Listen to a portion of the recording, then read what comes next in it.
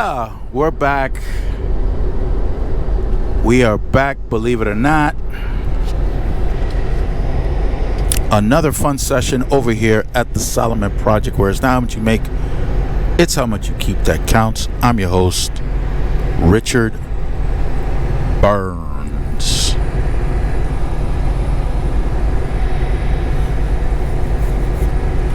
China's in some trouble. In their economy, they're going through something that is a bad word for a country's economics. It's called deflation. Deflation? How's that bad? Everybody's been complaining about inflation. Well, let me tell you a little story about deflation. Butter. And while you're at it, go ahead, hit the thumbs up, subscribe, hit that notification bell. You know how we do. And also, head on over to Spotify, because if you can't watch as I narrate, you could definitely listen without needing to watch. Lovely. Going back to China. China's going through some deflation. And why is that so scary? Why is that such a bad word for all my people in the hood? Okay, I'll paint the picture for you. One of you in the hood, one of you owns a store that sells cameras. You sell online. You have a brick and mortar operation going on. In other words, you have an actual storefront. You have a store where people can go in, look around, which is something that I prefer when I buy electronics. I don't necessarily like buying electronics online unless I actually get to see it, get to grab it, hold it, touch it. Ooh-hoo-hoo! Yeah. Because I want to make sure that it's sturdy, that the equipment is sturdy, it's not flimsy, it's not some cheap imitation of something else, or whatever the case is. So I like to walk into a store and I like to see the televisions, I like to see the cameras, the microphones, I like to see all that the store offers, and I want to be able to see and hold and touch the feel how the merchandise is. Is it strong? Is it weak? Is it flaky? What's going on with it? Well, you own one of these. You own a brick and mortar operation.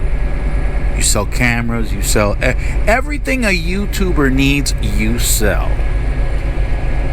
From the cheapest to the most expensive, you sell it. And now, you've been doing okay. You've been making your profit, because that's the whole purpose of having a business. You want to make a profit. You want to sell an item, maybe a microphone.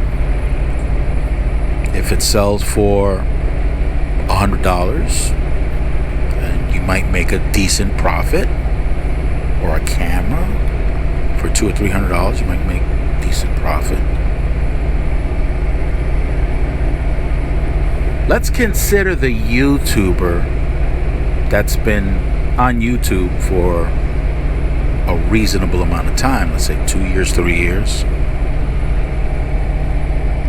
They've been monetized, they got the flow, they got a routine going, and now they want a better camera. But they just don't want to upgrade it by a little bit. No, they want that professional looking video. You own the store that sells that professional video. Camera, sorry. Professional video camera.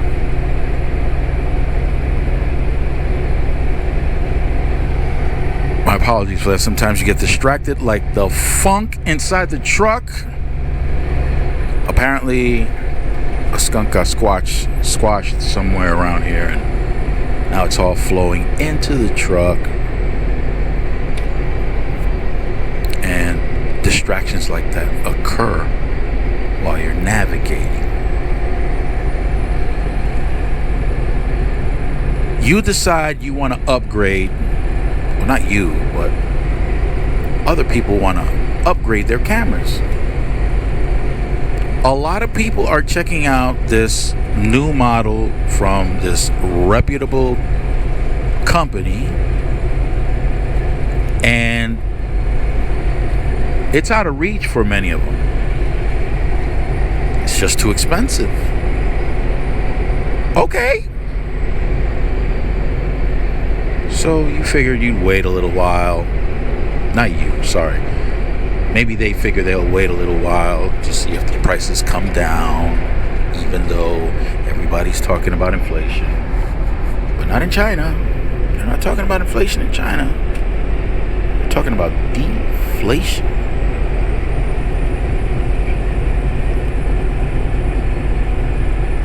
If you're an investor, you would want to know these things in case you're asking, what do I care about what goes on in China? Yeah, you'd want to know.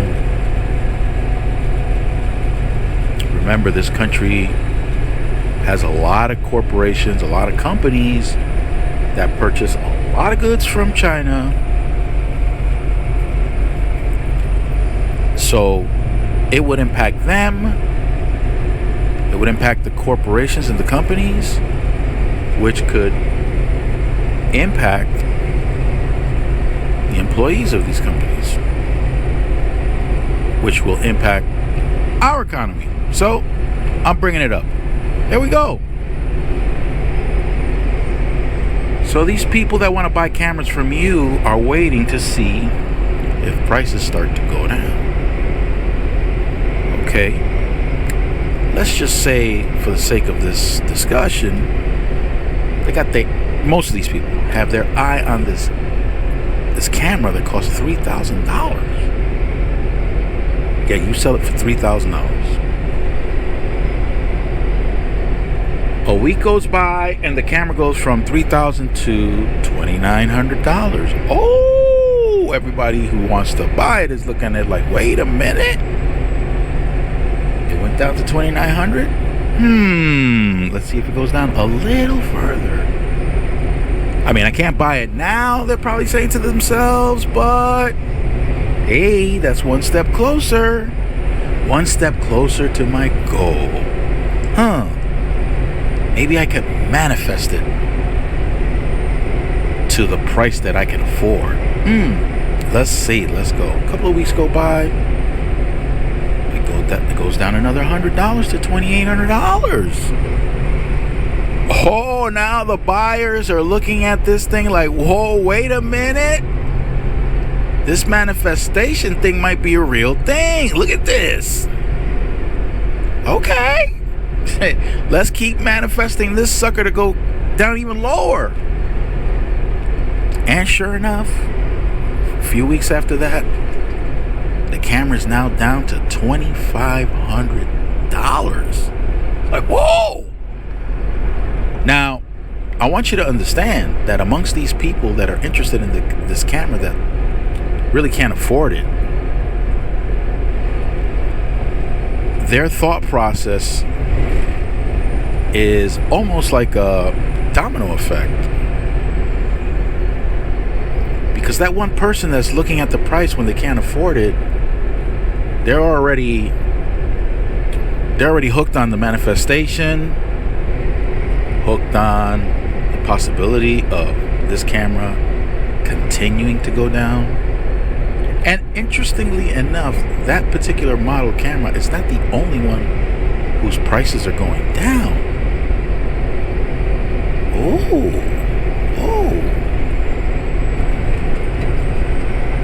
So what's going on in most of these people's heads? Maybe they have a price where they figure this can't possibly go any lower.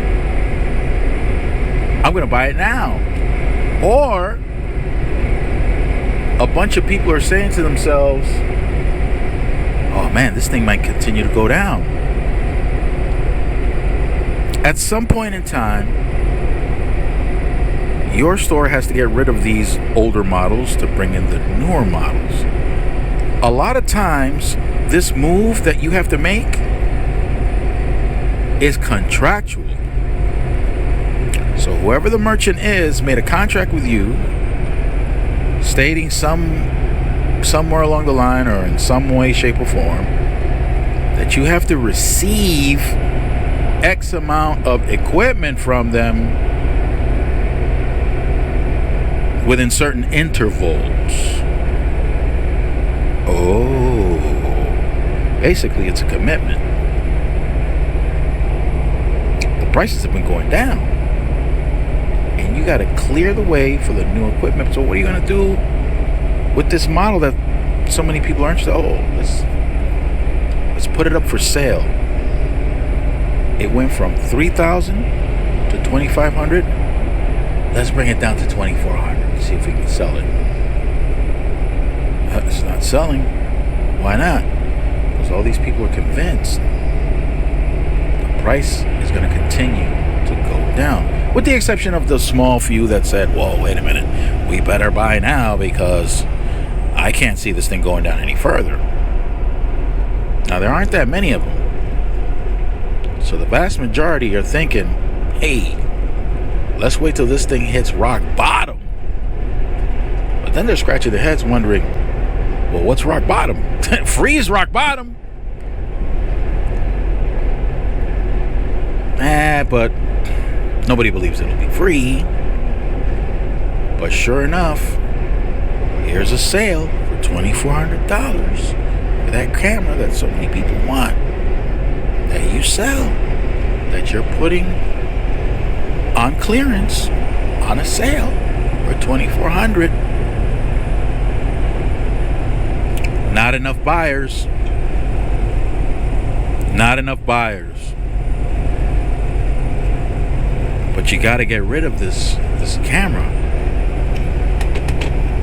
And chances are it's not just happening to that camera. It's happening to a lot of other things in your store.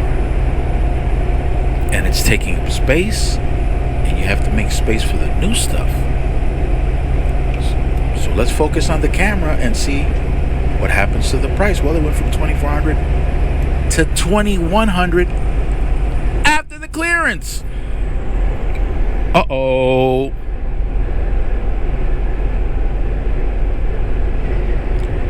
Now you get nervous. And why is that? Well, because every time you lower your price, the amount of profit that you make on each thing is getting lower and lower. Maybe $2,100 is it. Anything below that, you're going to be suffering a loss. Now, if it was just one item, you might be able to shrug that off.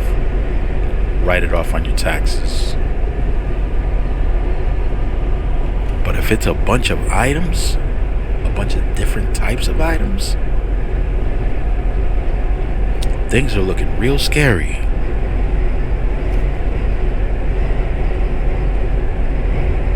But you need space.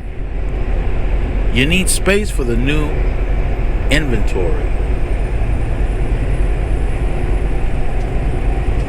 So what now? Well, maybe you lower the older items and you say to yourself, well, I might have to give these things away where I make no profit, but I need the space for the new stuff, for the new merchandise. And hoping, of course, that people have enough money soon, have enough discretionary income soon, so that the new stuff can get bought and we're back on the profit train. That's what you're hoping for as a business owner. Well, let's see what happens. still nobody's buying. Because all these other people that have been holding out have been right. They've been right. They've been holding off because they don't want to be the one person that buys it as the price is going down, only to discover weeks later that they could have waited and bought it even cheaper.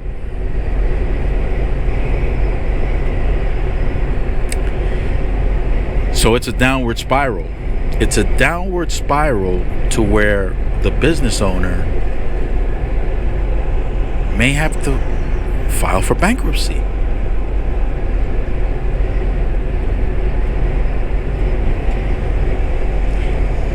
Now, if you have to file for bankruptcy, how many people do you employ? 10, 15, 20 people for your store? 30?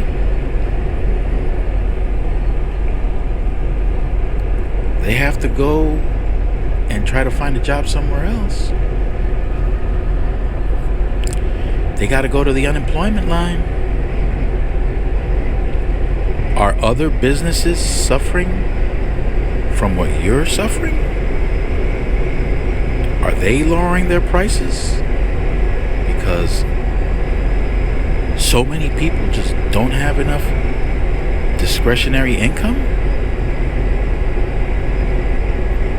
Is this a local thing? Is this a state thing? Is this a national thing? Oh my goodness, because if it's a national thing, now you're starting to discover that deflation is synonymous with depression. Not good. It's a downward spiral. China's going through something like that right now. There isn't enough money in people's hands to go out and spend enough. Well, consider that our economy here in the United States of America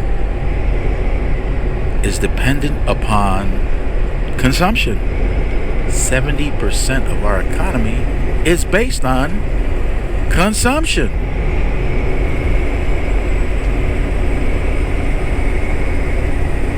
So when people are out here asking for interest rates to go down, inflation to go down, well, you can stop things from inflating, but if it goes from inflation to deflation, we're in a lot of trouble. We're in a lot of trouble. So what's going to happen with China? They're going to have to figure something out. But it does impact us. Because like I said, there are a lot of businesses that purchase goods from China to sell here in the United States. Walmart, for example, purchases a lot of stuff. Will they get their stuff at a much cheaper price? Quite possibly. Will that be something that will this deflation be something that'll offset the tariffs? Because with the tariffs, the goods that are coming in from China are still cheap, possibly. However, if they find a solution, if the Chinese find a solution, things can go against companies like Walmart. So anyway, listen. Don't forget we're on Spotify, and stay fresh and keep it profitable. Arabam Dacia, seviyorum çift kalem aça. Göremedi kimseden fayda. İşler